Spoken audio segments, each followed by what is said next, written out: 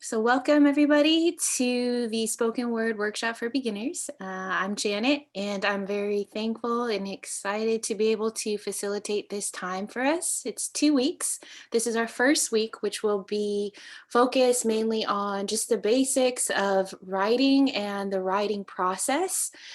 And then I do have a prompt for you guys at the end of today that I hope you guys will spend the next week writing and crafting a piece for us to then workshop next week, where we will also go through just some basics of delivery and performance of the piece, and also aspects of revision as well. So that's what we have to look forward to. So let me just share my screen here um, real quickly.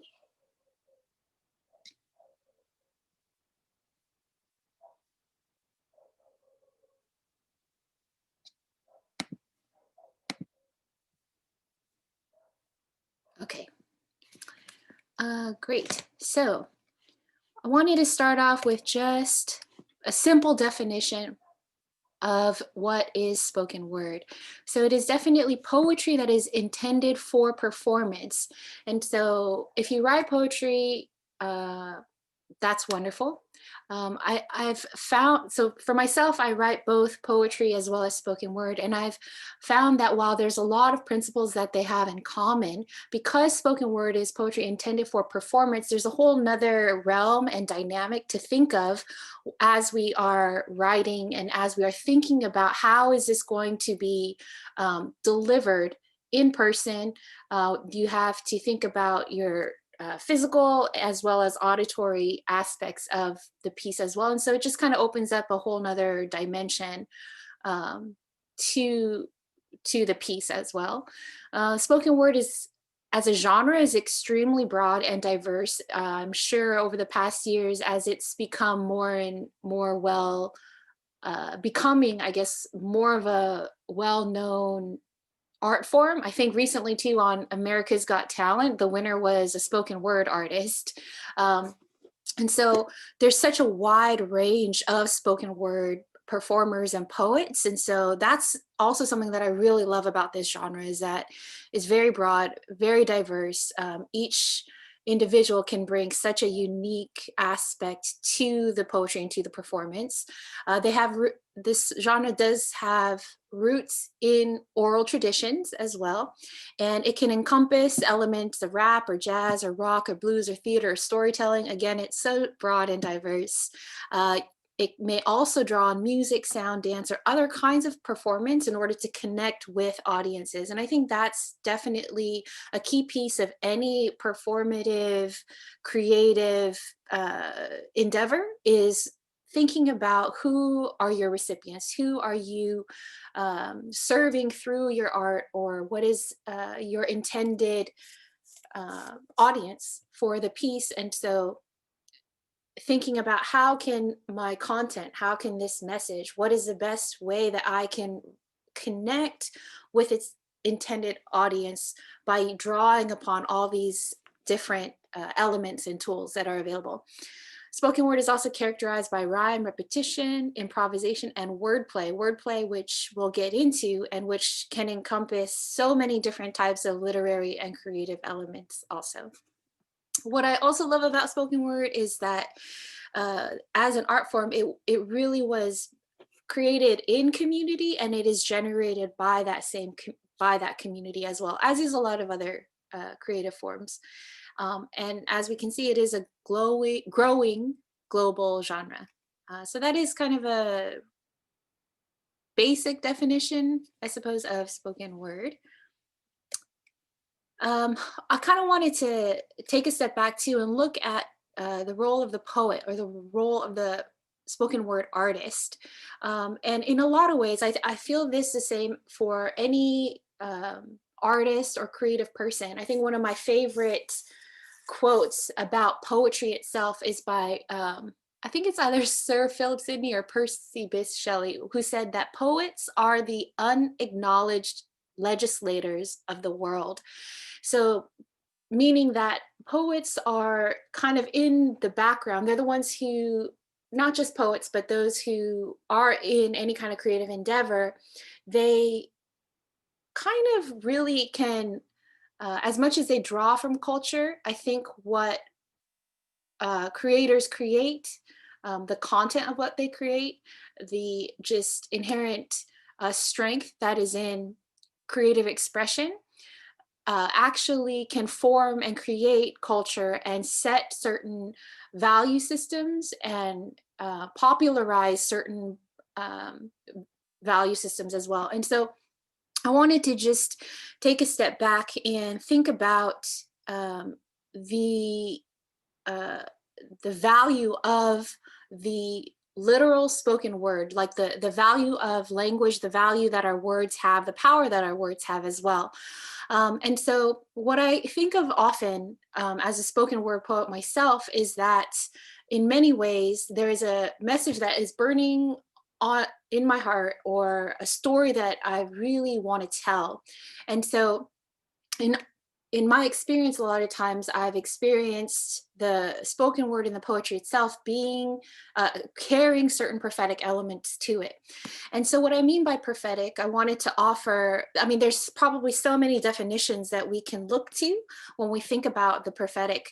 But one definition that I felt was really apt for our purposes today was one that Eric Mason gives when he says it's a fourth telling, which means a seeing the gaps in society, in our value systems or in culture, and calling people to fill those gaps. So these might be gaps between what we know to be true and the social, spiritual realities in our world or in our countries, in our cities, or in our neighborhoods. And I think if we look through even just poetry or music artists or MCs or certain uh, rap artists in the beginning days of hip hop too, I feel like we can all see that they all carry a certain kind of prophetic element to what they're saying, where they're able to see and carry the insight and pierce through um, certain veils of unseeing to help people come to a greater understanding, maybe a greater place of compassion, maybe a greater place of conviction. And so I just wanted to mention that because as with any creative art form, I feel that there is uh, such a richness that can happen when we really start off with a value and an understanding of uh, the strength and the power that we can carry in our voice and in our uniqueness and in the perspectives that we have and that we are choosing to share with others. Uh, so now I wanted to get into more of the nitty gritties of writing. I'm actually curious how many are um, like have been writing, you are connected or in some way active in any kind of spoken word community or poetry community. I'm actually very curious to see. Yes, Matthew. So Oh, do you want me to talk about it or? yeah, like, do you write poetry or have you performed it? Or Oh I yeah, would no, just love. I've done plenty. I used to go to a lot of conferences like back in high school, and there's going to be a bunch of talent shows, and there are like a few hundred people at these conferences. So I'd go up there and perform spoken word and all this other stuff. And now I try to. Well, I can't really now. I started going to poetry slams here Okay. in college. Part of some writing stuff here, but also now I'm just going to open mics in Zoom land because that's the only thing I can really do right now. And Right. I don't know. I really want to know about the. I just kind of went out and like have been doing it for a while, but I want to know Great. more about the basics and like I don't know the things I didn't get taught because I'm from a little cornfield. I had to drive to go anywhere. Got it. Nearest poetry slam was like 2.5 hours away from me, so Wow, that is dedication. I love so I that. can't go I love that. often. Um, okay. Okay, thank you, Tasha. You used to write when you were younger, not so much now, looking to get back into it. Never done any spoken word. Well, that's exciting that you can kind of get back into it in a new way in this new format. Um, that is exciting. Yeah, I would love to hear from anyone else who would like to share a little bit about what their background or history is with just writing or poetry or spoken word, or kind of what they hope to step into and gain from this. You've entered poems into contests. Amazing, Denise. I definitely understand the kind of like stage fright aspect. Just a little bit of background about, not, I don't want to make this about me, but hopefully me sharing this can help about the um, the scary becoming, being in front of people and sharing and being very vulnerable. So I had terrible stage fright my whole life, and I'm actually a very introverted person. I'm an INFP, and so when I started doing spoken word and really just felt the pull that this is something I needed to invest in and kind of confront my fear and just go for it, I would have such terrible anxiety because of just bad experiences in my childhood of being in front of people, and kind of just really terrible experiences. I won't go into it, but even to this day, and I've performed, I think the largest crowd I've performed for is maybe like 3,000 people. And initially when I first started to actually perform poetry, I would just, the whole time I would just have my eyes closed. Because I would be like so terrified that I would forget something or just like pee in my pants or throw up, like if I saw people. And even to this day, anytime I have to share anything, whether, even if it's just like, even if it's not a poem and it's just, I'm just sharing a report, I get anxiety and I kind of like dry heave and sometimes throw up before. But but I think what I also really appreciate is once I'm actually sharing the piece that I've crafted and I've put my heart and soul into it, and I've spent all this time putting together, and I see the response of people, and I feel that connection, and I feel that what this poem is bringing something beneficial to people's lives.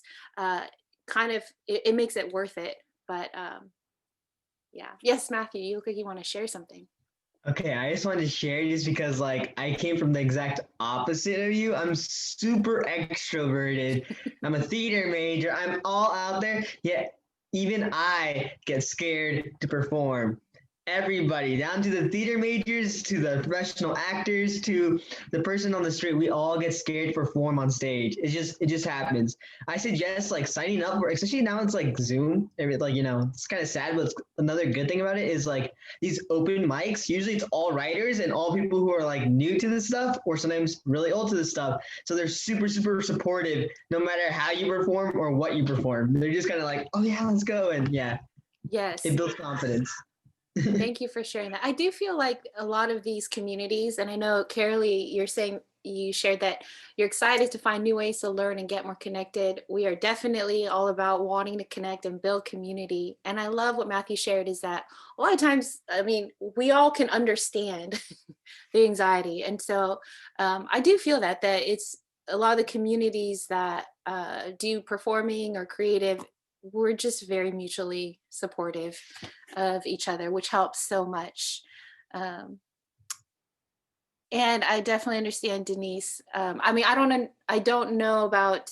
I've never done performance or theater, but definitely can understand about how sharing your own writing, it is completely different vulnerability, and that is something I touch upon later. It's just this aspect of being authentic and being honest, and kind of it's hard. That I feel like that is the hard work of writing a lot of times, because anyone can learn all the technical aspects, and you just practice and you refine and you grow in that skill.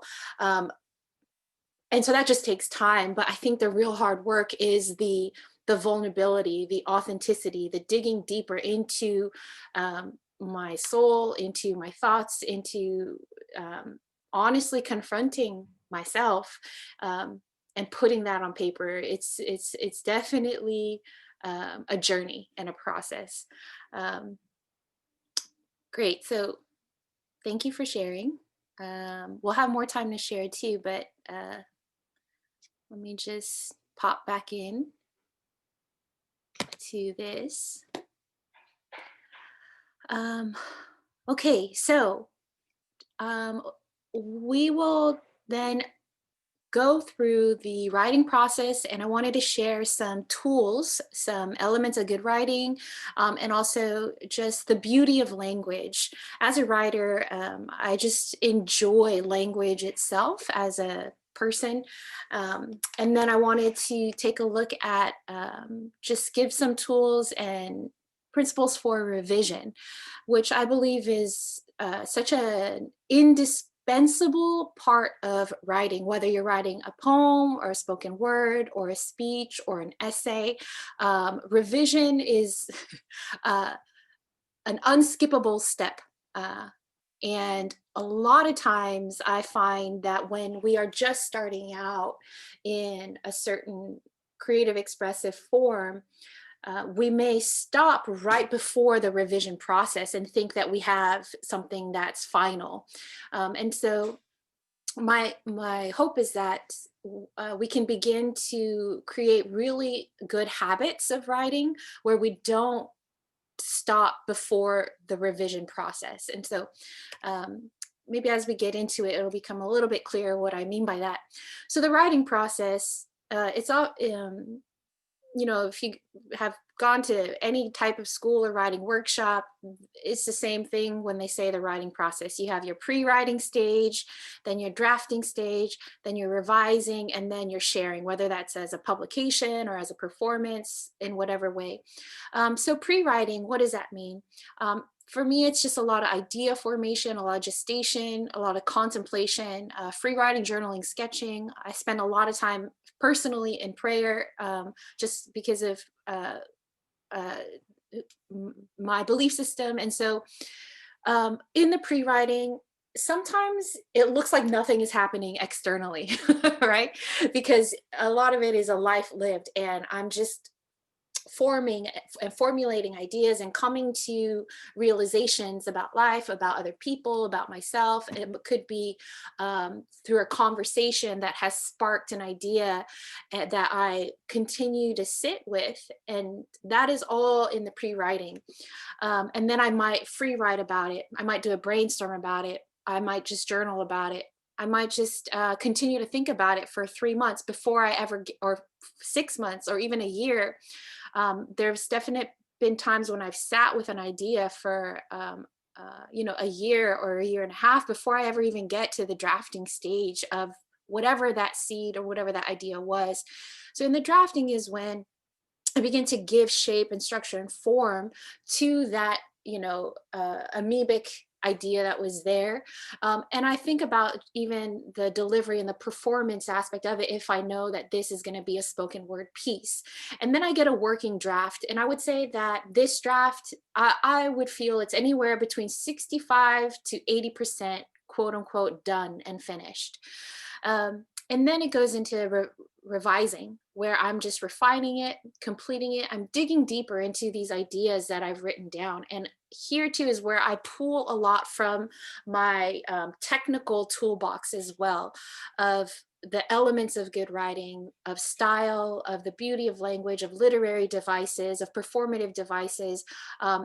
Really refining and going deeper, not just in the actual language and performance and the writing of it, but also the ideas. I might find that there's a certain idea in there that is not quite flushed out, and so that is where I allow myself that room and that time to really bring the piece into a fuller maturity.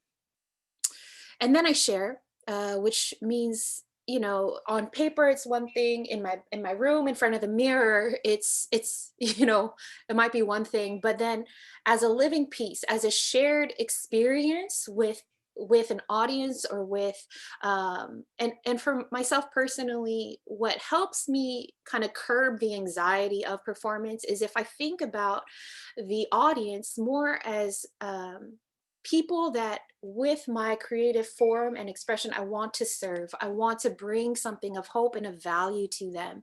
And so more than a performance, I think I try to really always come with a posture of humility, which helps a lot in curbing my anxiety. Kind of takes some of the performative expectation off my shoulders if I'm coming with just more of a stance of I want to I'm here as a um, I'm here to serve them. And so um, in the sharing of it too, it's so helpful because to that's where I think I get the feedback. And for spoken word, because it's such a genre that is shared, um, in even in the sharing of it, that then may spark another process of writing, if that makes sense. And so I think we would like to think that the writing process is super clean and linear like this, but in reality, it's not. so, um, so I like to um, talk about how it's a non-linear writing process. Like I might be pre-writing, go into the drafting, and then realize like this idea is not ready yet. I still need to sit with it more. I need to meditate on this more. So I might go back into from the drafting, I go back into the pre-writing, or maybe my revising stage as I'm digging deeper. I'm like, this is like not anywhere near where I need it to be. So I might throw it out and go back to drafting. Um, in the sharing of it as well, because there might be an aspect that is brought up as I have shared this piece, and this has happened multiple times that even as I'm sharing a piece for the first time in public, in my mind sparks like a line that I should have included into the piece, and so I'll go back and revise. And try to let the piece itself grow into a full maturity. And or sometimes, I might be revising and I realize like I need to go back to my quote unquote pre-writing stage. And so um, even though we can give labels to different stages of the process of writing a piece or the process of bringing a piece from conception into like full maturity, um, I want us to allow ourselves the possibility that it's messier than a clean linear process.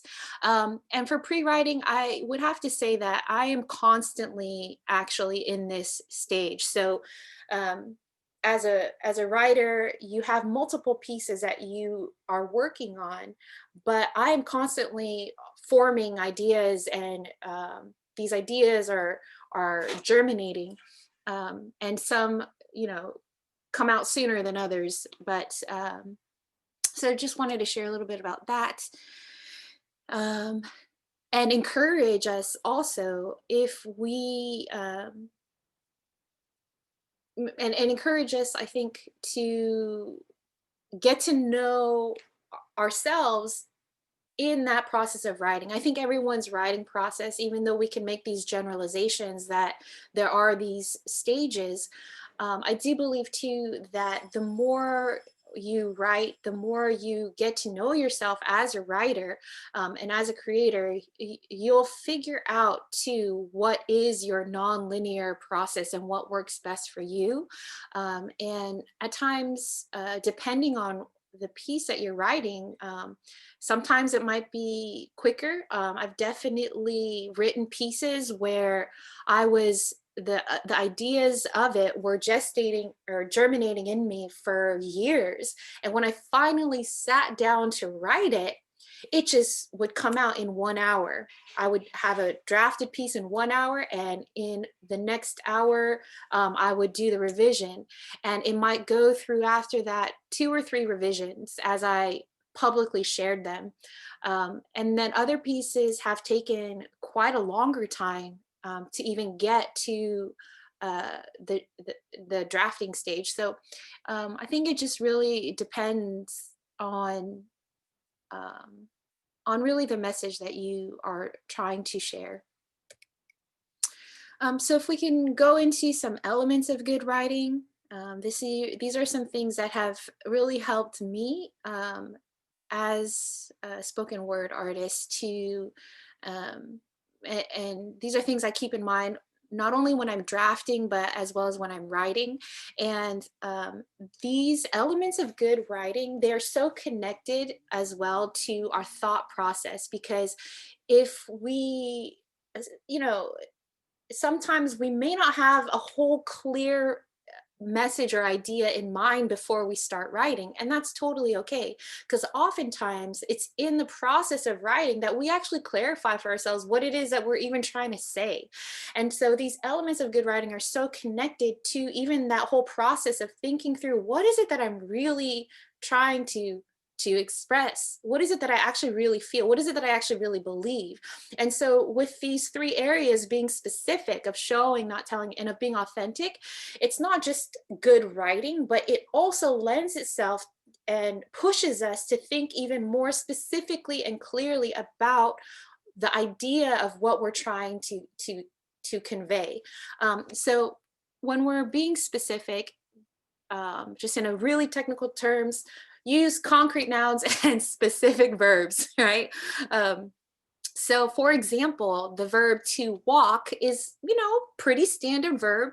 There's nothing wrong with it, but we can always be more specific with it. So shuffle, limp, march, scuttle, all of these other more specific verbs not only still carry the action of walking, but on top of that, they carry a connotation. So there's a whole other layer of meaning that we can impart when we choose more specific words and a specific verb, because somebody shuffling into a room is incredibly different from somebody marching into a room, even though they're both technically walking. There's a whole attitude that comes with it. And so that's, I think we learn, so words have both a denotation and a connotation. So the denotation is just the straightforward, basic dictionary definition of a word, whereas the connotation would be all the images and the meanings and the emotions that are associated with that word.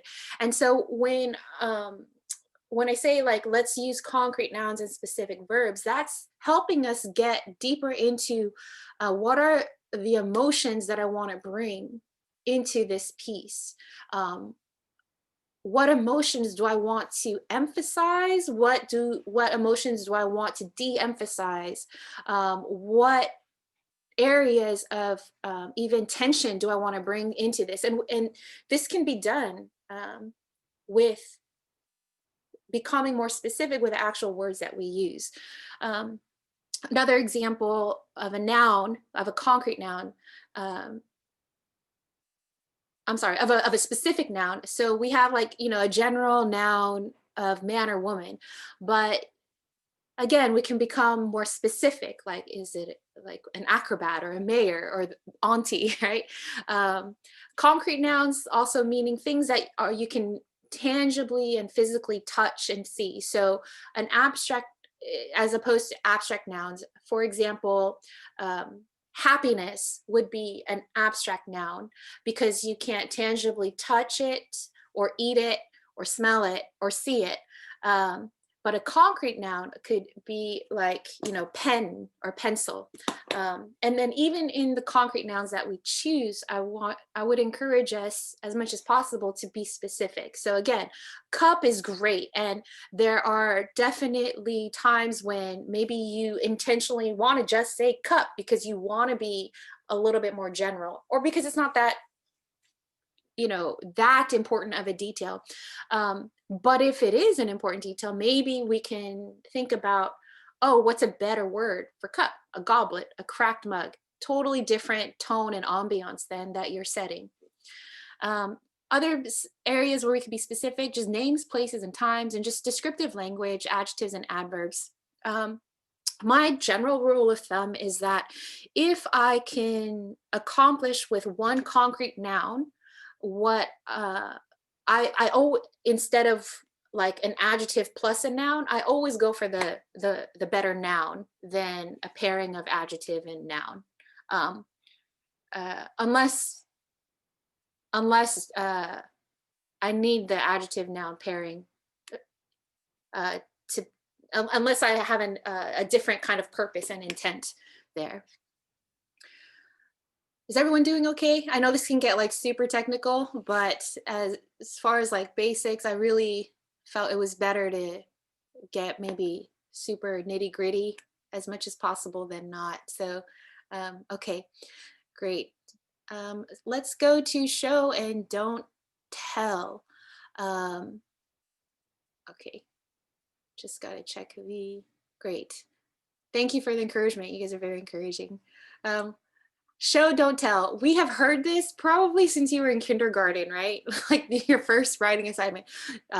Show and tell. And then later they say just show, right? In good writing, you show, you don't tell.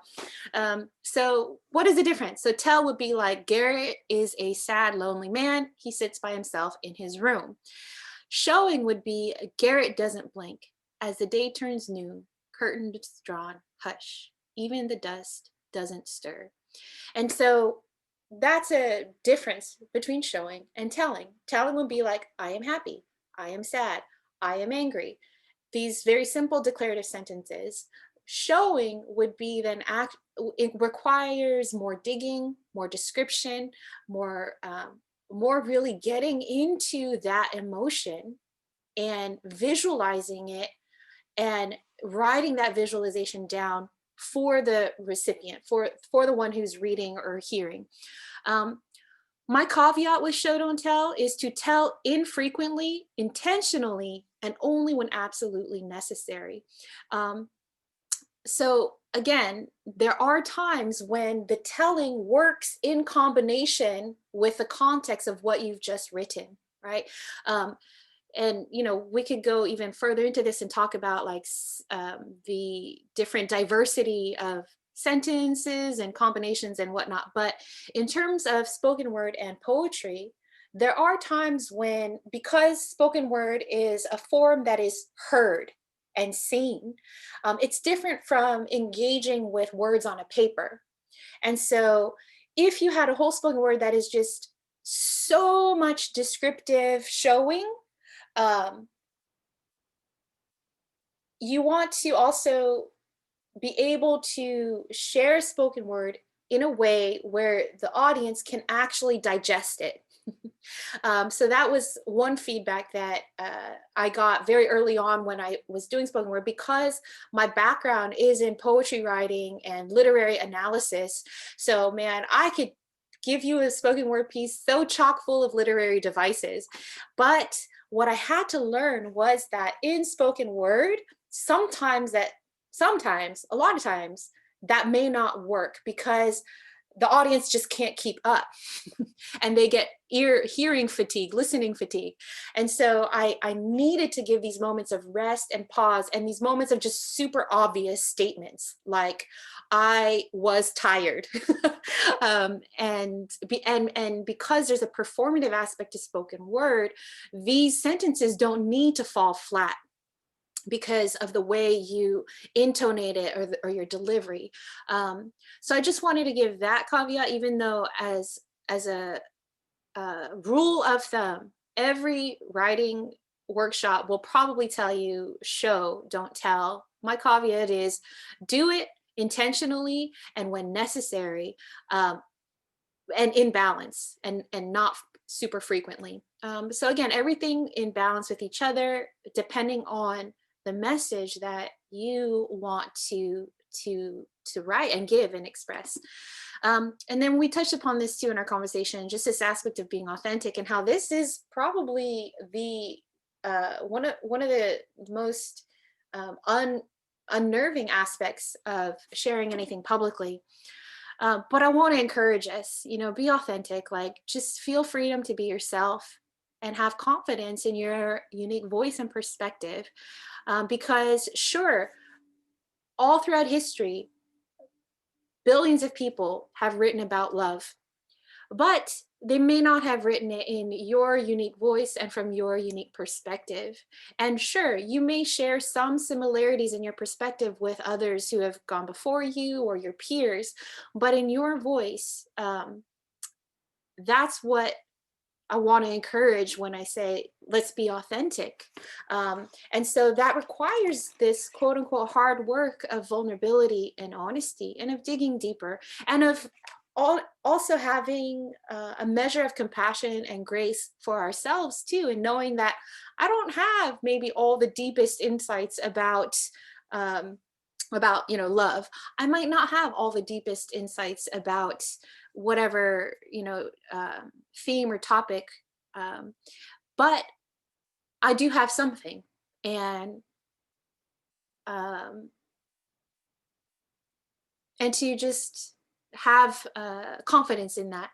um, One thing I learned, which I thought was so cool, is that um, every human being's voice patterns is as unique as a fingerprint. No two people on the planet share or have the same voice print, I suppose. And that is so wild and amazing to think about, that that your voice, when you were born, the sound that you made, and then when you begin to learn how to speak, the sound of your voice, that was a sound that was never before heard on earth before until you were born. And that has got to be something like that is incredible if we think about the uniqueness then of your voice, literal sound of your voice, as well as the figurative, metaphorical voice that you carry. Um, and so I just really want to encourage that. And the thing too is that I'm sure everyone here too, like, I think there is some truth to being a good reader. um, will it's not that it's necessary to be a good writer, but it definitely helps, right? And so if you think back to the poems or the books or even the movies that you've watched or that you've read and that really spoke to you, I am guessing that probably every single one of them had something very authentic about it. Like there was something in there where you knew that this wasn't fake. And so I want to encourage that in us too. And a lot of times it's not that we are trying to be fake, it's more of this fear that might keep us from going deeper. And again, that's a process. So um, now I wanted to kind of go into the beauty of language. For myself, I love languages, and I think too, there's so much beauty to be found in the English language, or in any language that you choose to write in. I love spoken word pieces that draw on other languages as well. So for me, I sometimes incorporate Spanish or Korean into my spoken word pieces, and definitely feel free to do that as well in your pieces. Using slang or colloquialisms, that's part of your unique voice that you bring to it as well. So in general, like, I just enjoy language. And so I wanted to share just a few elements of like I guess we could call them literary devices that I've found that are kind of some of my favorites actually, and that I like to use in all my writing, creative writings, and in my spoken word, especially because these elements actually um, help audiences connect to what you're saying. So this is just an overview. We'll go through figurative language, sound effects, wordplay, and connection. So let's look at figurative language first. So we have simile and metaphor. I'm sure we all remember this from our high school English classes. So simile is a or our elementary school now, I suppose. Simile is a comparison using like or as. For example, meek as a lamb. And so simile and metaphorical language are great because it helps to bring more description and understanding to what it is specifically that you're saying. Metaphor is a comparison without like or as. For example, his voice is a diamond siren. Diamond siren. Imagery is visually descriptive language, so it appeals primarily to the sense of sight, even though there's a variety of imageries. So you could appeal to the sense of smell, the sense of touch, sensory language. Um, I love this too because again it helps audiences experience and connect to what you're saying, because a spoken word piece, as I was saying, is a shared experience. As is any kind of writing, it's this invitation into the world that the author has created, and that world, that experience is sensory, right? So an example, Onni and I hid under Appa's maroon delivery van, staining our pajamas with engine oil and expired exhaust fumes. So this is a line from one of my poems. Onni is Korean for older sister. Appa is Korean for father. So here I'm painting a picture with words, basically, of what my older sister and I are doing. um, and so that would be an example of imagery. Symbolism is using words, people, marks, or anything really to express something beyond its literal meaning. And so, again, here is where we get to do some word. I mean, I think in all of these would actually be considered wordplay as well.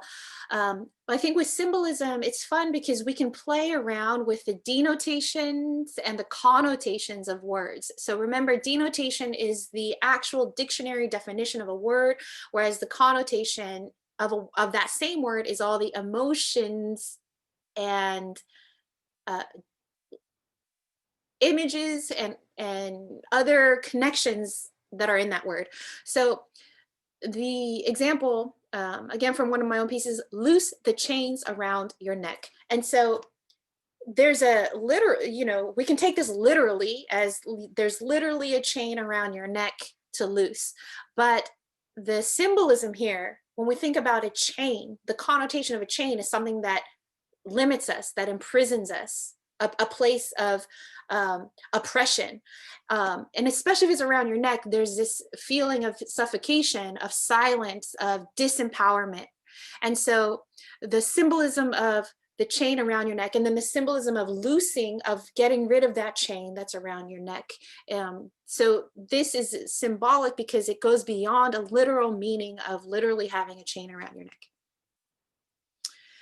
Personification, giving human qualities to objects and non-human things. So an example would be the question tucked itself into my shirt pocket and waited with wide eyes for her response. And so here, question is a non-human thing. It's actually an abstract thing in a way.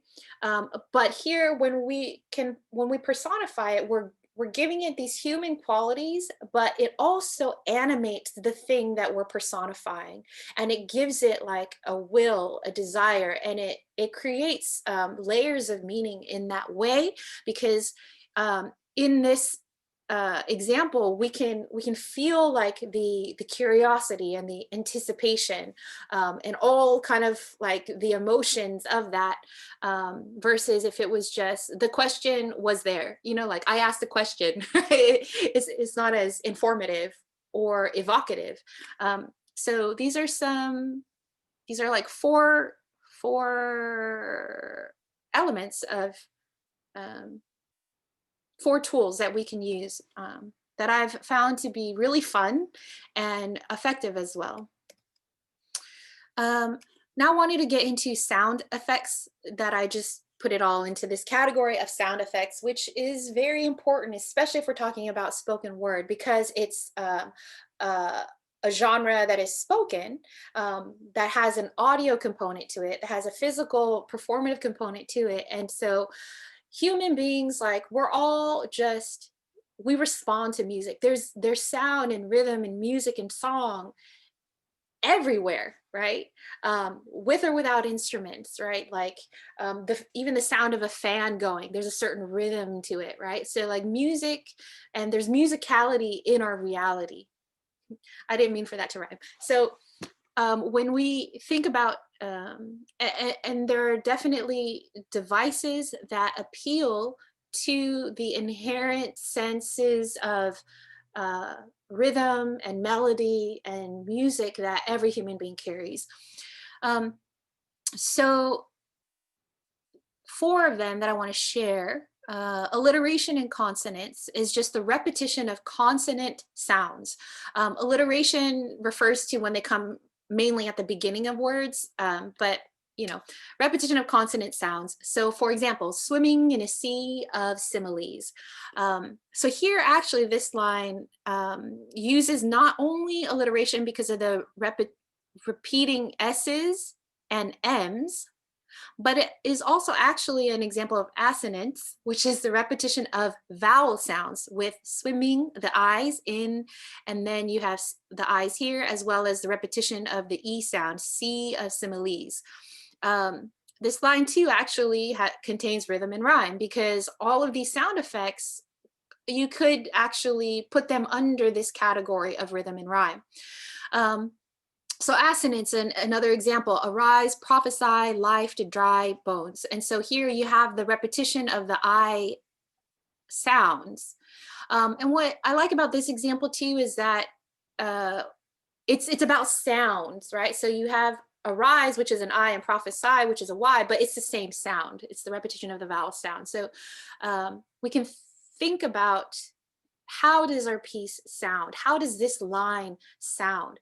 And actually, the sound effects become extremely useful when we are memorizing our pieces, because oftentimes it's easier to memorize something that carries an inherent rhythm and musicality to it, just because I think we're wired that way. Onomatopoeia is words that mimic the sounds they describe. For example, the sharp crack of his hand. So the word crack would be an example of onomatopoeia. And again, it animates, and it brings that whole sensory dimension of sound into the piece. Uh, and kind of, a lot of times the sounds. So I remember there was this one piece that I heard, and it was an incredible piece about defeating the giants of fear. And one of the repeating refrains in the piece was fee, fi, fo, fum, that this person obviously took from the fairy tale of Jack and the Beanstalk. And so these little devices, not only do they carry meaning, but they actually will help the audience to remember um, the content of what you're saying, as well. So rhythm and rhyme, again, is using the repetition of similar or dissimilar sounds and words and combinations of syllables to create a rhythmic pattern. And this is just so fun. Again, language, there's infinite possibilities of infinite combinations of words and sounds and effects and images that we could create, and that we can invite people into. So an example here of just rhythm and rhyme, and when I say rhythm and rhyme, it doesn't mean that it has to be the same, like da-dun, da-dun, da-dun rhythm all the time. You could totally play around with it. Some spoken words, their rhythm or their musical sensibility could feel more like jazz, or it could feel more like a very measured and tempered, 4/4 rhythm. So all of that you can play with, because even with a more, steady 4/4 kind of rhythm, and it's maybe more like you're writing bars for a rap song, there's a different quality that in itself creates a different atmosphere. Or maybe your rhythm is more syncopated in your words, and that creates a different atmosphere. So you can think about all of these elements and how they work together in your piece and for your message that you want to share with others. So an example here, Teeth clenched, fists raged into a ball of incomprehensible prehensils. And if I speak in complicated syllables, perhaps you won't see through my slurs. So in this rhythm, there's like a fast pace that kind of then slows down a little bit. And that has to do with, yes, the words that were chosen and the different rhymes that you see here. So if we just do this, so um, teeth clenched, fist raged. So here we actually have end rhymes with clenched and raged, and so that gives a very finality even to those words. It's like teeth clenched, fist rage. You can feel and hear the rhythm of boom, boom, boom, boom. So it's like you even in so you have the words that are um, bringing up an image of anger, of anger, really, of anxiety, of stress, of oppression. And then the rhythm of it too is echoing what the image is giving, right? Um, so the fists are raged into a ball of incomprehensible prehensils. And so with the repetition of the B's and the L's and these complicated words, it then echoes this incomprehensibility, this confusion, right? And if I speak in complicated syllables, that just continues with the L's and the B's and the rhyme there. Perhaps you won't see through my slurs, right? And so again, this line is expressing this anger, this rage, this confusion, and then this front that this person is putting up, so you won't actually see the what they feel is the weakness inside of them. Um, and then so that rhyme and that rhythm echoes that whole emotional roller coaster that this person is feeling. Okay, great.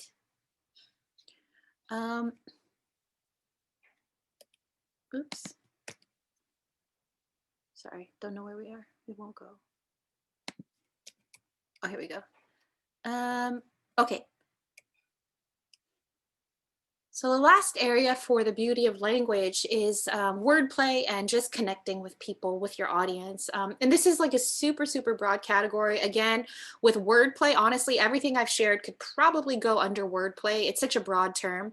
But specifically, in this category, I wanted to highlight puns, allusions, and then diction, again, is pretty much can encompass everything that we've spoken about, but there's a very specific definition that I want to share or suggest for us today and for our purposes of writing. Puns, we all know puns. That's just a play on words using homophones. Homophones being words that sound the same but are actually two different words. So I took an example from Shakespeare, and he's just an amazing author to study. It's from his Romeo and Juliet, where he says, "You have dancing shoes with nimble soles. I have a soul of lead." So I think this is Romeo talking to Juliet. And so we have this play on words, and Shakespeare's like famous for his use of puns, where we have this play on the word soul and soul, right? The sole of your feet versus the soul in your soul. So that's just fun. I am actually not that good at using puns in my spoken word, but there are spoken word poet friends who are like so good at using puns, and it's incredible because when a pun is shared, what it opens up between the poet and the audience, it's like this special moment, right? So I'm sure too, we've all experienced a shared laugh with someone, and it kind of just sparks this like deeper connection in some way when you and like a friend that maybe you don't know too well, or like a stranger, like you have this shared laugh. It's like a shared secret, right? And so there's such like a camaraderie that is just automatically opens up.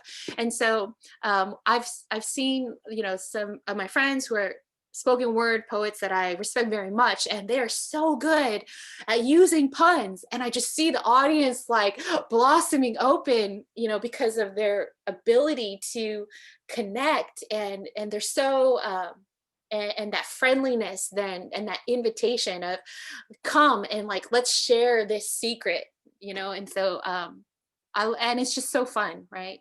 um Good puns, like, right, so that I guess that would be my caveats. There are, I guess, bad puns too, but um whatever. Okay, allusion. So here, an allusion here with an A is any references to history, to pop culture, to any shared events or arts or music, or basically references to anything in culture and experience that is shared. Here in this line, Sunday, when his legs wouldn't cramp in a maroon van crisscrossing the San Fernando Valley of Shadow and Death, we will fear no evil. So here the allusion is the San Fernando Valley, which is an actual city in California. And then the double use of the word valley of shadow and death, is again an allusion to um, uh, a verse in the Bible saying, even though I walk through the valley of the shadow of death, I will fear no evil. So there's two allusions and references um, that are in this example. Again, this is great because using allusions and references that are, again, everything under the banner of authenticity. We don't want to just use these things to like trick our audience into liking us, but the allusions, the references that we use, again, it speaks to a shared experience that we already have. And so this is, I found, very important too, because I've done spoken word in other countries. And so I've had to at times kind of recalibrate the allusions and the references that are in my piece, because if I'm doing this piece in Cambodia, nobody in Cambodia knows the San Fernando Valley. It's just not culturally relevant at all. And but if I am doing this piece in Los Angeles, California, everybody there knows, oh yeah, the San Fernando Valley. And the San Fernando Valley has a very specific kind of culture and connotation and imagery that is connected to it for those who live there. And so um,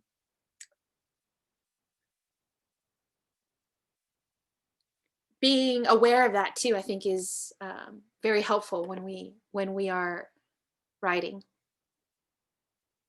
The last area, diction. Diction, just very, very basic definition of that is just word choice. Now, our word choice, there's different kinds of diction. There's formal diction, slang, informal, colloquial, etc. So our diction creates a very distinct voice and tone. And so here I've just put two examples, right? The first one, pilgrim ways have never been easy, but this getting too real not to be noticing the way reels be turning on nighttime news. So the diction here is a little bit more informal. There's a little bit more slang in there. It's a little bit more colloquial, and that creates a very distinct voice and tone that is consistent with the whole piece, actually, that this line was taken from. The second is from a different piece. And so because the diction is different, it creates, again, a different tone. I was 15 and in blissful puppy love with a drummer football player who had really great hair and strong arms. And so here, the diction, the choice of words, is very appropriate to being 15 and in puppy love, right? Because at the time, what mattered to me as a 15-year-old was really great hair and strong arms. So again, diction, thinking about the tone and the voice that we want to create through the diction that we are choosing, is another way where people can connect, right? Because I feel that maybe many people can connect with being 15, and kind of like even the language that you would use when you're 15 and you're experiencing puppy love, right?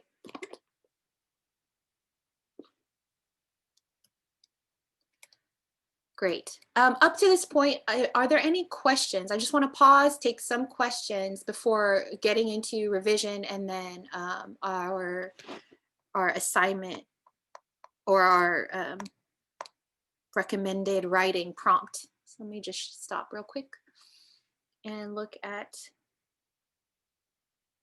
these comments. Yes, punny things. Right, exactly. Um, beautiful detail, difficult to digest, right? Um, thank you. Yes, I hope, yeah, I was really hoping that the examples could help us. Um, but are there any questions? If not, we can keep going.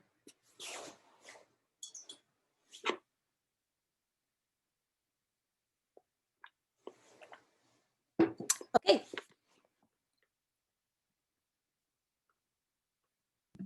I have a really quick question. Yes. I'd love to hear from your writing journey, like which one of these you felt you had the biggest learning curve on and how you grew in that particular area.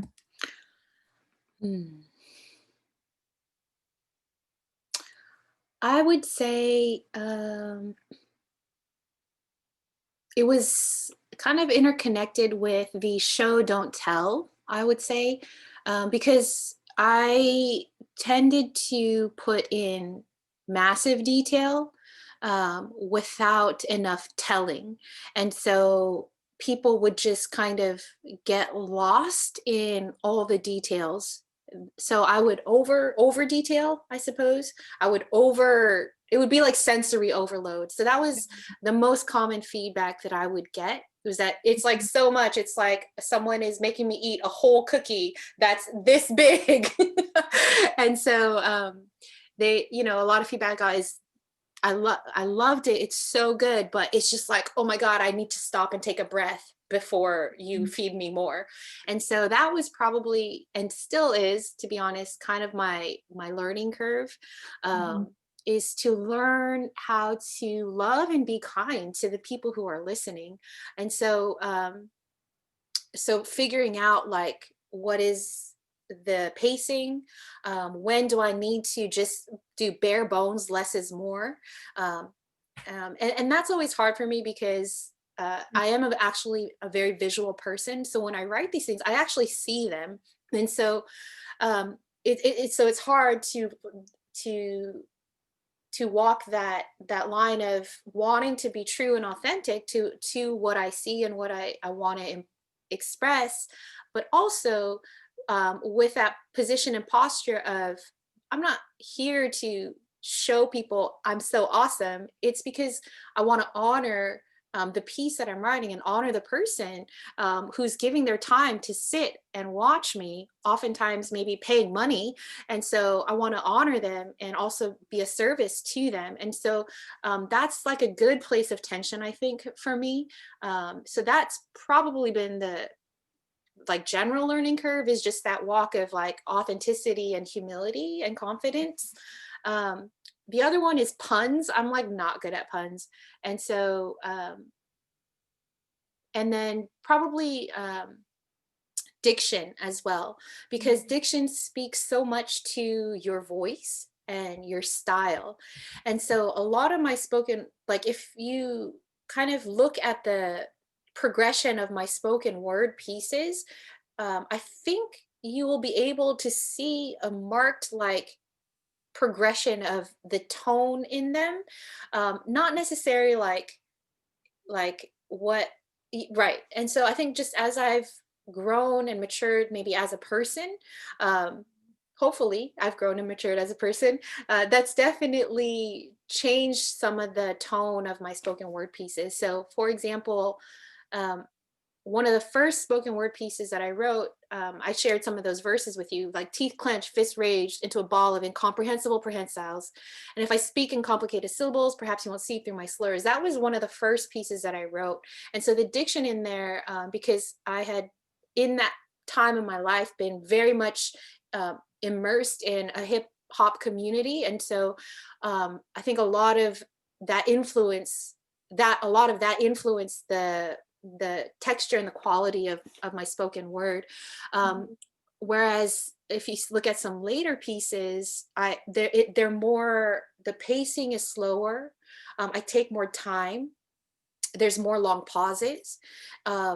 and the diction is very different because during those times I was spending a lot more time in like meditation, contemplation, and engaging with different texts as well. And so it's not to say that one was more authentic than not.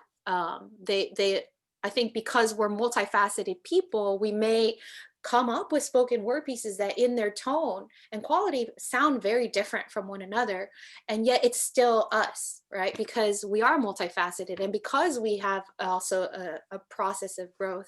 And so learning how to be comfortable with that and learning how to be okay with the even the different qualities in terms of tone and diction that these spoken word pieces have, and kind of feeling the freedom to explore those different, I guess, I don't even know what you would call them, like those different shades or tones. Yeah. Yeah. Cool. Thanks. Yeah. Hopefully that was helpful. um,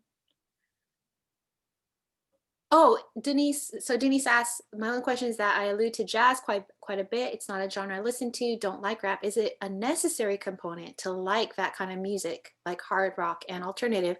Absolutely not. It's definitely not a necessary component. I've just personally found that those things have influenced my sense of rhythm and musicality because I like those genres and I like to listen to those things.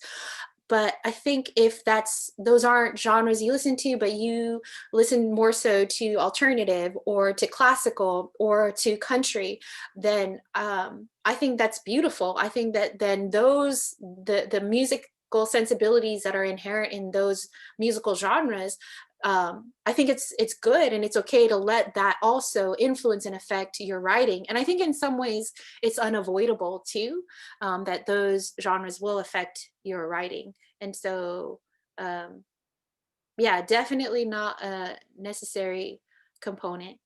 Um, and um, I think too in my journey as like continuing to as a writer, um, I've found, and just as a creative, I've found that I like to expose myself to a lot of different genres, because it actually helps to expand my creative vocabulary. Um, and so it doesn't mean that, I force myself to like things that I just don't like. But sometimes I've found that it is helpful to diversify what I listen to. But it's definitely not like necessary. Yeah. So I hope that answers that. Awesome. Okay, so if there are no other questions, we can continue. It's just a couple more things actually. And I think we might end a little bit early today. So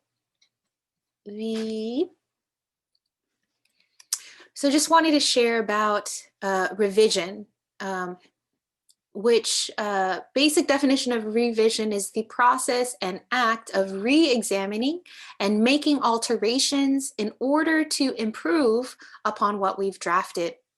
So in the revision process, you may find that the actual piece, what you're doing, you might be cutting things, you might be cutting things out. You might see that, oh, this piece needs a little bit more elaboration. You might be seeing, oh, I need to be more concrete here, or this verb is way too vague, or what do I mean by this? I think I need to add some more descriptive language here. Or you might see like, whoa, I like overdid this description, I'm gonna take it out. Or you might be like, what am I saying? I'm just like saying the same thing in 10 different ways. Which way do I really want to say it? So in your revision, it's like, one analogy I like to use is getting a haircut. So I went to beauty school for 6 months, and in there, how they taught haircutting was you get the basic like shape of the haircut, right? Whether it's round or triangle or square or, a bob. So you have the basic shape. And so you do all of your parts and you cut the basic shape. And what makes the difference between, let's say, like a supercuts haircut, um, or a haircut where it's just like a formula haircut, and a haircut that you would pay like $200 for, comes after you've gotten the basic shape. Now it's up to the hairstylist to add their personal touch to that haircut. So really, it's after you've cut the length and the shape that the person wants, now you're going in to do the fringe, right? Now you're going in to do the layers. Now you're going in and doing this specialized cuts that bring style to the haircut. So that's kind of how I see the active revision. Is you have the bulk of your body of the piece. Again, you have anywhere from 65 to 80%, maybe even 90%, maybe even 95%.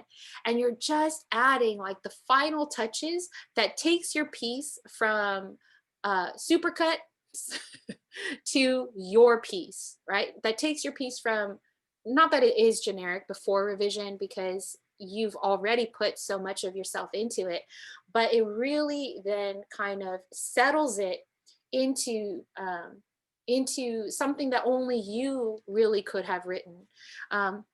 So I cannot understress like my appreciation for revising what you've written.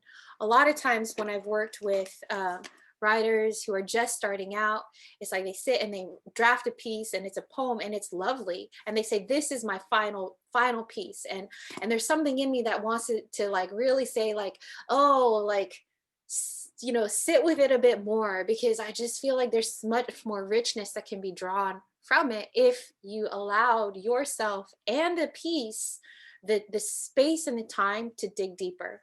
And so that's kind of like the maybe non-technical work of revision. Some tools, practical tools that I wanted to share for the act of revising, some technical things, is to think about the 4 C's of revision. So concise, coherent, credible, and clear. And again, this is like applicable really not just to spoken word, but to any kind of writing endeavor, um, be it an essay or a story or whatever you choose. So conciseness means being brief and to the point, but also containing what is needed. So when something is concise, it is free from unnecessary details and words and content. This is something that I struggle with, to be honest, because I will find 10 different ways to say the same idea. But for me, each different way highlights a different aspect of that idea. But I have had to learn to just like reduce that and really streamline what am I trying to say into one thing, versus trying 10 different ways to say one thing. So again, being concise is cutting out what is unnecessary, what will only clutter the point of what you're trying to say. It's not to reduce the point of what you're trying to say, because you are still incorporating it's still comprehensive. So it's still comprehensive, but it is free from clutter. Coherent just is talking about the piece working together as a whole. So there's a consistent style and form in it. It is logically as well as aesthetically orderly and united. And so, for example, there are spoken word pieces where I am writing on a certain theme and I'm focused, and then I see that there's this one portion where when I really take a step back and I'm looking at it, it kind of feels like it's going into a tangent, and it's not really consistent in terms of its idea and in terms of the destination that the piece is going to. Like it actually is causing confusion to have this 2 lines in there. So I've had to take them out, even though they were really good lines. And so sometimes in revision, you may have to sacrifice your favorite things. That doesn't mean you throw them away forever. It might mean that you have to shelve those 2 lines for another piece.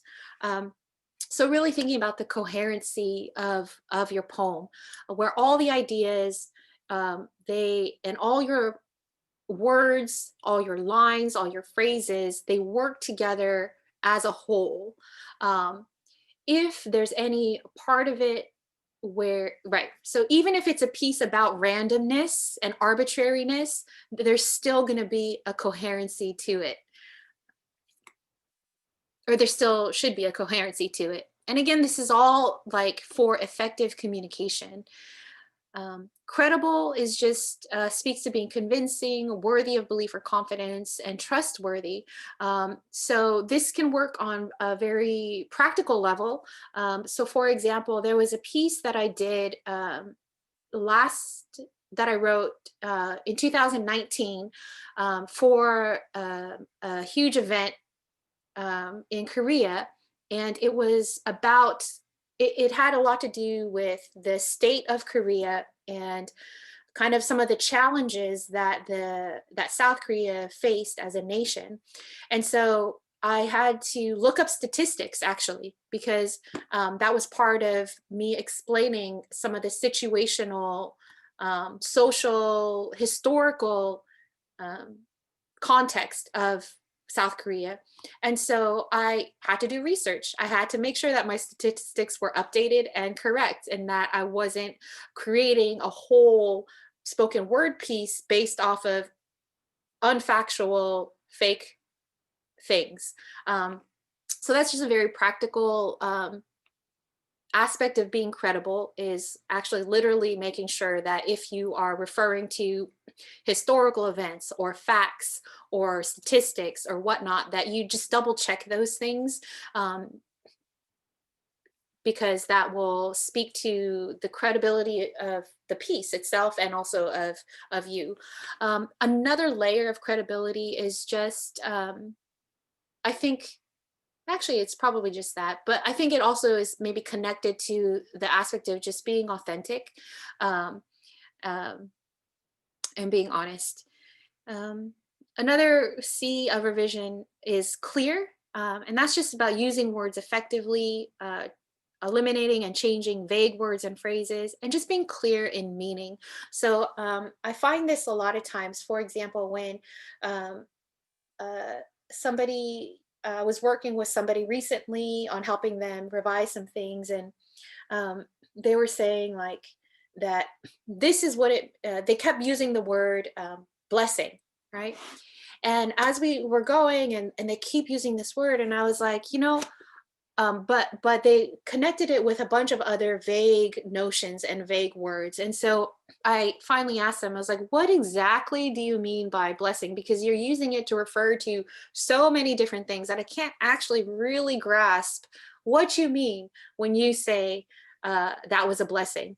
And so, and unless that person is intentionally being vague, then that's a whole nother story. And so we had to sit together and actually piece out what actual concrete things they were referring to. And then I was able to get a better understanding of what they meant. And so that's just one example. I'm sure there's a lot of other better examples. But again, what is clear to you may not be clear to everybody else.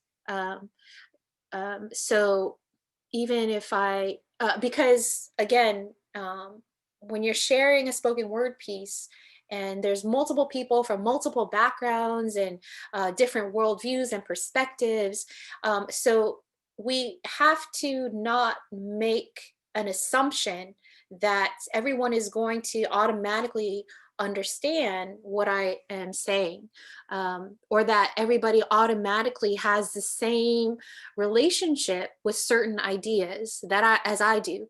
And so we want to make sure that we're being clear in our meaning. So again, this speaks to um, denotation and connotation of words, right? So I'm trying to think of an example. I mean, I guess one example that I can think of is even in the context of this workshop, I've used the word a lot, like to be of service, right? To serve someone. So for me, that has a positive connotation, but for others, that might actually have a very negative connotation because of their background or their perspectives or their life experience. They could have trauma from being a waitress. And so this idea and concept of serving someone is like not awesome. Whereas I'm using it in a way that's positive. And so that is just one example too of how we want to be clear in our meaning and also change any words or phrasings that could be too vague. Yes.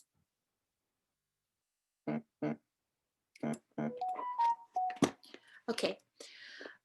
So are there any questions so far? If not, I just want to give our writing prompts. And I have a question. yes. I think it's hard to develop I guess the best word would be like discernment for like how to be clear, concise, coherent. I think I'm missing a C, or I think I'm missing two C's. Anyways, um, but I'm just wondering like how do we kind of develop this awareness for like how we write. Mm. I think for me a problem personally is um like finishing a piece and be like, okay, I'm done, and not really knowing how to kind of like poke at it and see like, oh well, like this word here might mean this, like, or even like considering audience or just making it more nuanced. So that's my question. I would say that it comes through time and a lot of practice and sharing. And so, um, and also for me personally, I studied a lot of other art writing as well. There was a period of time where I definitely listened to a lot of spoken word and different spoken word artists and poets, and I learned so much from the diversity of spoken word that is out there. And that helped me to also kind of develop that understanding and even my own personal like standards of this is what I like, this is what I don't like. Um, and so I would say that it definitely comes through exposure. Um, and I think share as we also take those risks and those steps to share a piece, whether it's with one other person or three other people or a group or at an open mic, and kind of like learning. It's like learning as you go, like trial and error, honestly, and then getting feedback from people that you trust has helped me so much too. So I've taken like writing workshops and spoken word workshops and creative writing workshops and gotten a lot of hard feedback where it was like, your writing is terrible. Right, like this looks like an 11-year-old wrote it, right? And so and it's hard because you feel the sting of like, I'm not awesome and I thought I was, and that's okay. But you kind of learn and keep going. And so I would say that's been my process, is honestly just taking the risk, putting my stuff out there, getting feedback, getting rejection, but also taking and learning from that to build that awareness and that discernment and that understanding um, of that. Yeah. Because I think too, it's through that process that you not only like create a good practice of revision, but also learn how to give like space and honor like your specific voice in that too, if that makes sense. Yeah. I have a question to Mhm. piggyback off of that Mhm. question, but if it's okay with everyone, if I can ask another question. Um, yeah, the I wasn't able to like really give what is it, like a introduction. But the only, I think I did one spoken word, and that was in Korea when I lived there briefly. And then the second experience was in college. We had like it was kind of like a workshop, but it was really our poetry professor um, who gave feedback to the poems we would it wasn't it wasn't spoken word, but it was poetry that I think, I can't remember if we read our own poems, or if like we just, I knew the paper was in front of us. Anyways, but like he would like give feedback, and like I'm sure he was amazing and everything, but I also felt like it was a old white dude. And like, yeah, like he was cool. He said he smoked pot a lot when he was younger in the 70s or whatever. So I guess that gives him like experience anyways.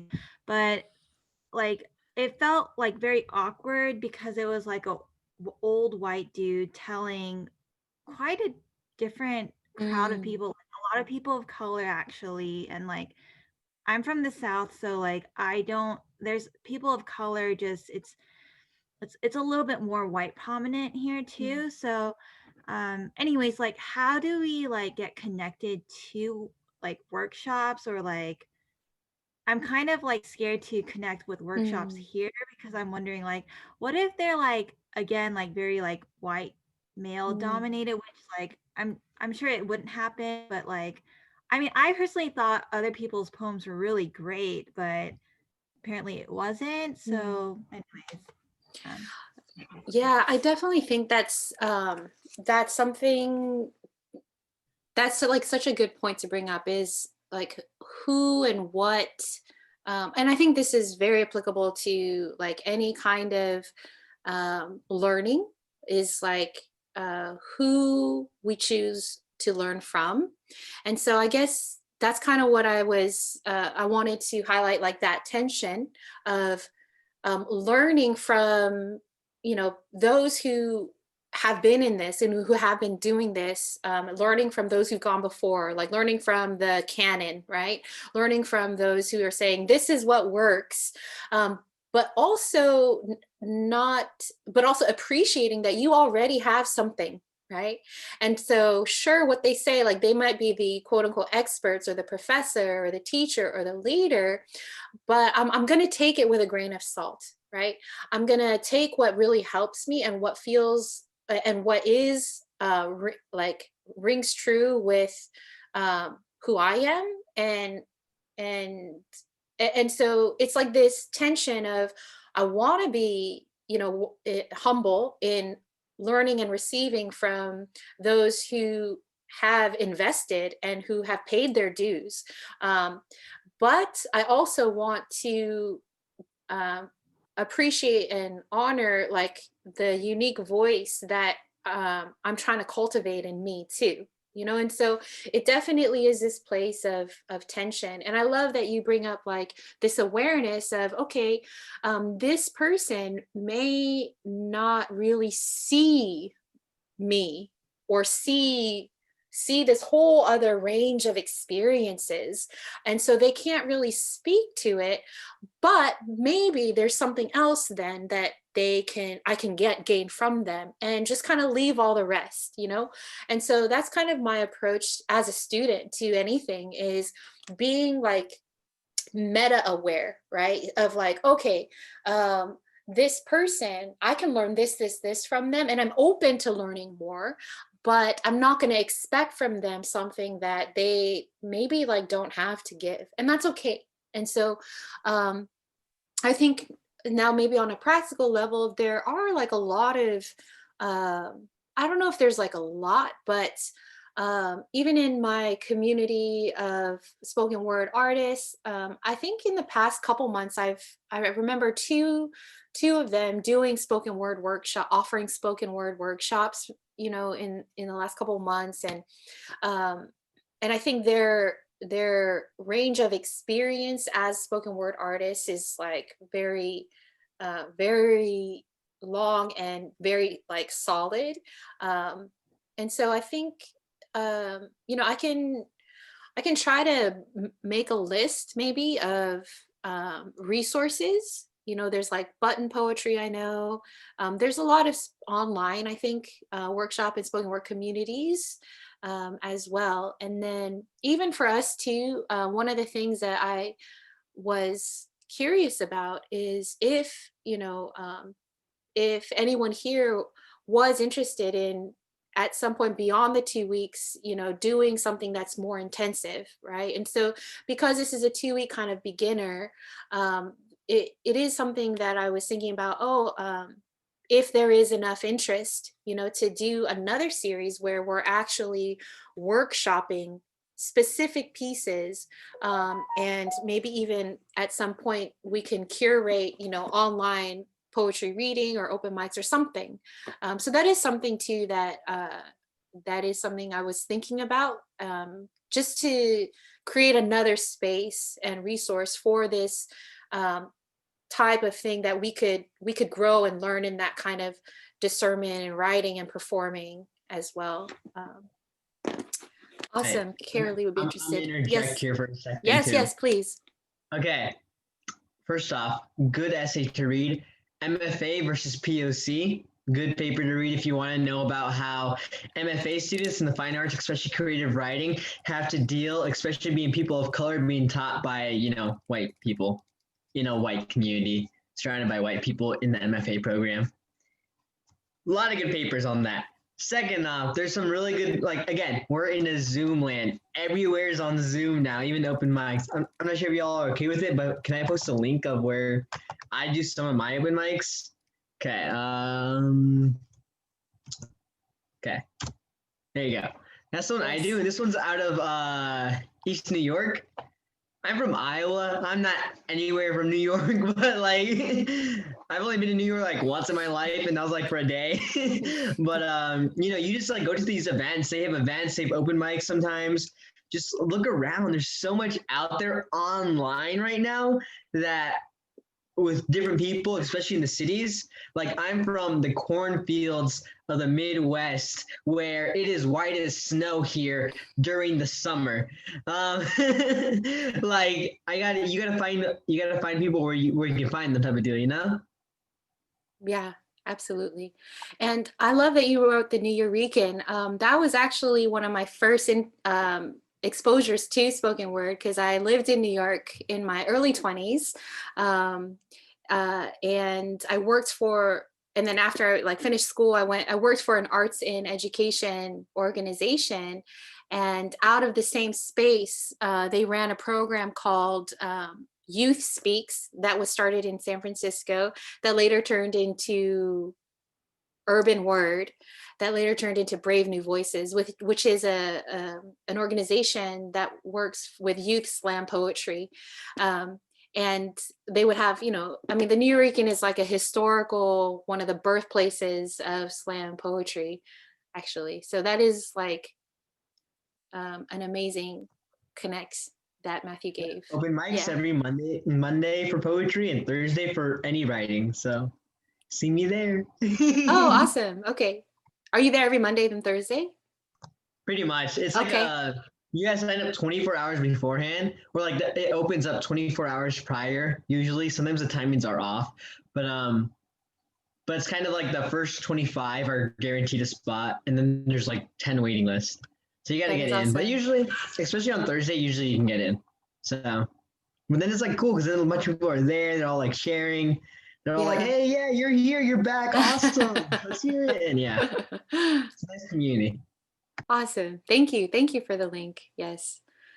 Okay, awesome. I think there is some interest in continuing, maybe doing a more in-depth workshop with actual pieces. So that'll be great. Maybe we can set something up for the new year for that. Because I know maybe the end of year can get a little bit crazy with vacations and families and holidays and things like that. So amazing. So we'll definitely maybe talk more about that next week and see how we can form that.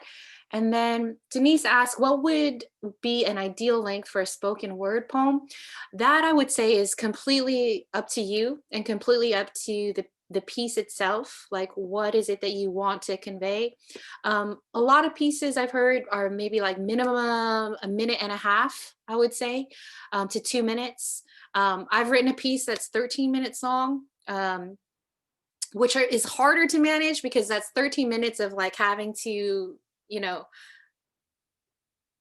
keep some like a bunch of people's attention. So you have to be so I think average pieces maybe like 3 minutes, 3 4 minutes. A lot of spoken word events, they or open mics, they may cap your time at 5 minutes or 4 minutes. Other events do like 6 minutes. So it's anywhere around there, maybe like 3 to 5 minutes. Yeah.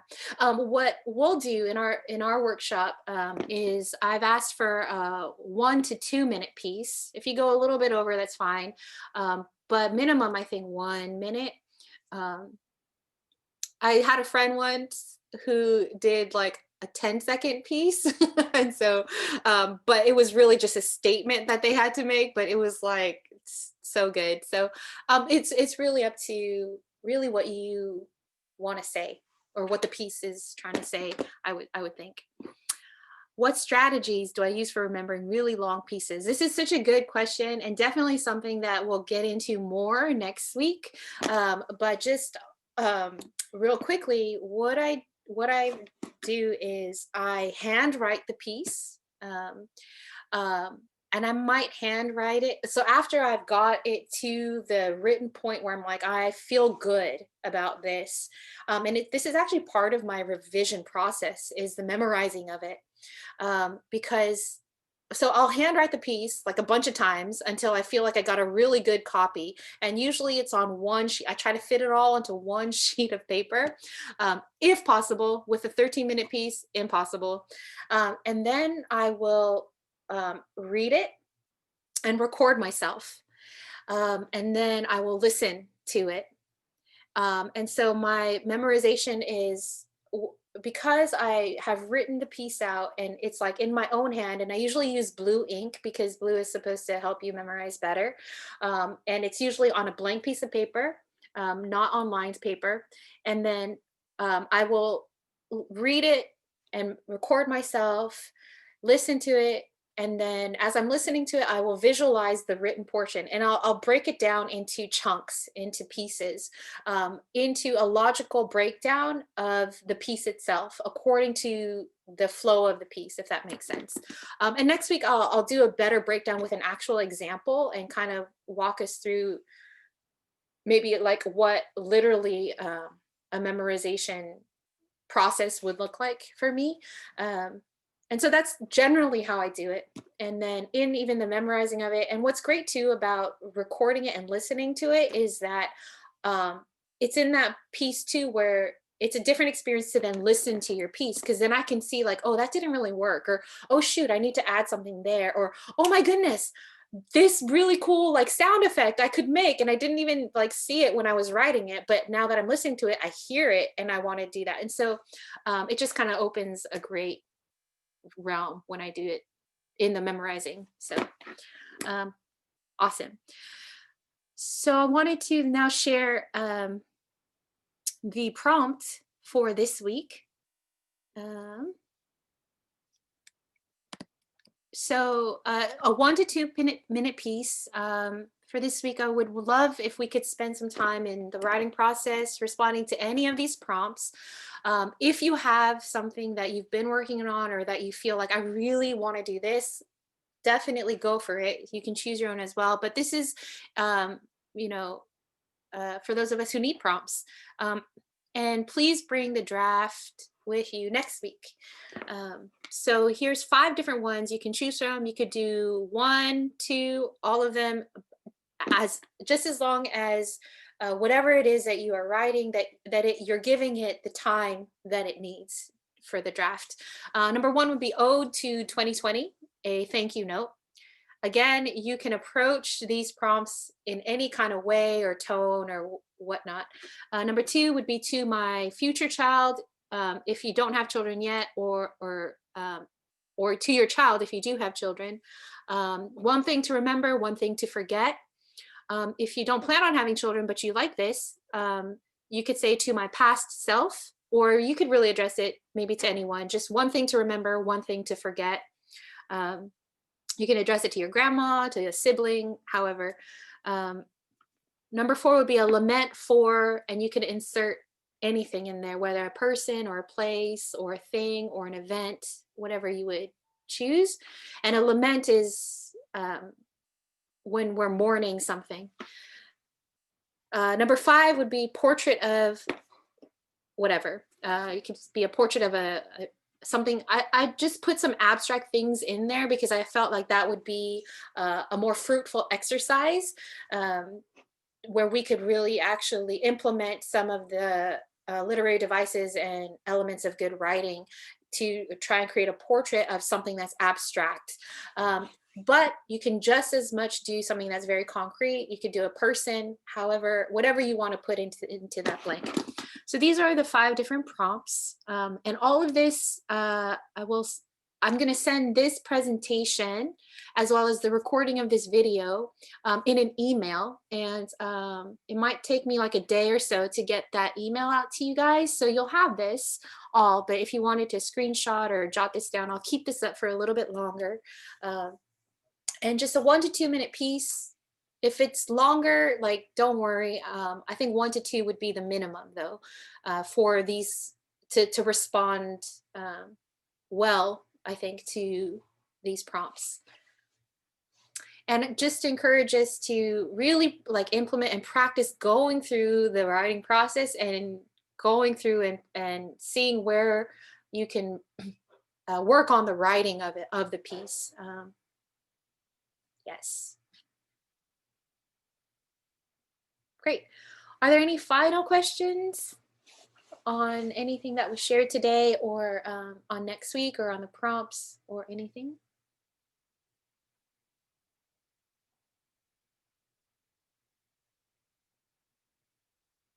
Okay.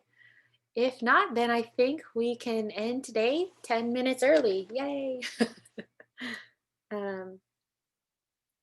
Yes. And then next week, it'll be the same link, same time. And I'm so excited. I can't wait to hear your pieces. Yes, I'm really looking forward to it, actually. So thank you all so much for today. And yes, and everybody here is registered for this, right? Because that's how I'll have your emails to send out all the information and the video. Okay. Okay, great. Amazing. Thank you all for joining. Thank you. Thank you. And we will see you next week. Yes.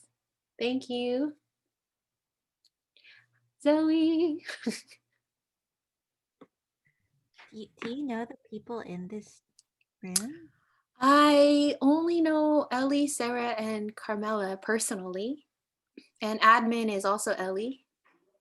Yeah, that's what I was guessing. Yeah.